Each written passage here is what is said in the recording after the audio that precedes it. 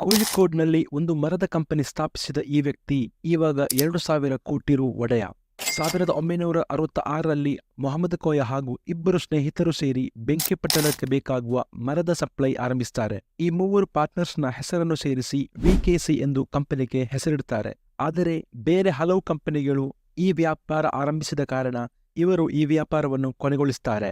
ಅದೇ ಸಮಯದಲ್ಲಿ ಕೇರಳದಲ್ಲಿ ಹವಾಯಿ ಚಪ್ಪಲಿಗಳ ಡಿಮ್ಯಾಂಡ್ ಹೆಚ್ಚಾಗುತ್ತಿದ್ದದನ್ನು ನೋಡಿ ಇವರು ಹವಾಯಿ ಚಪ್ಪಲು ಉತ್ಪಾದನೆಯನ್ನು ಪ್ರಾರಂಭಿಸುತ್ತಾರೆ. ಕ್ವಾಲಿಟಿಯಲ್ಲಿ ಕಾಂಪ್ರಮೈಸ್ ಮಾಡದ ಕಾರಣ ಈ ಹವಾಯಿ ಚಪ್ಪಲಿ ವ್ಯಾಪಾರ ಲಾಭದಾಯಕವಾಗಿತ್ತು. ತಮಿಳುನಾಡಿನ ಕಾರ್ಮಿಕರ ಕಾರಣ ಇದು ಕೇರಳದಲ್ಲಿ ಮಾತ್ರವಲ್ಲದೆ ಇತರ ರಾಜ್ಯಗಳಲ್ಲೂ ಲಾಭದಾಯಕ ವ್ಯಾಪಾರವಾಗಿ. ಆದರೆ ಇವರ ಬಿಸ್ನೆಸ್ನ ಸಕ್ಸಸ್ಸಿಗೆ ಮುಖ್ಯ ಕಾರಣ ಇದಾಗಿತ್ತು. ಬದಲಾಗುತ್ತಿರುವ ಟ್ರೆಂಡ್ ಹಾಗೂ ಟೆಕ್ನಾಲಜಿಗೆ ಅನುಸಾರವಾಗಿ ಇವರು ಚಪ್ಪಲಿಗಳನ್ನು ತಯಾರಿಸಿದ್ದರು. ಪಿವಿಸಿ ಹಾಗೂ ಪಿವಿ ಚಪ್ಪಲಿಗಳನ್ನು ಕೇರಳದಲ್ಲಿ ಮೊದಲ ಬಾರಿಗೆ ಹೊರತಂದ ಬ್ರ್ಯಾಂಡ್ ಇದೇ ವಿಕೆಸಿ ಆಗಿದ್ದು. ಆದರೂ ಅವರು ಇಲ್ಲೇ ತಮ್ಮ ವ್ಯಾಪಾರವನ್ನು ನಿಲ್ಲಿಸಲಿಲ್ಲ.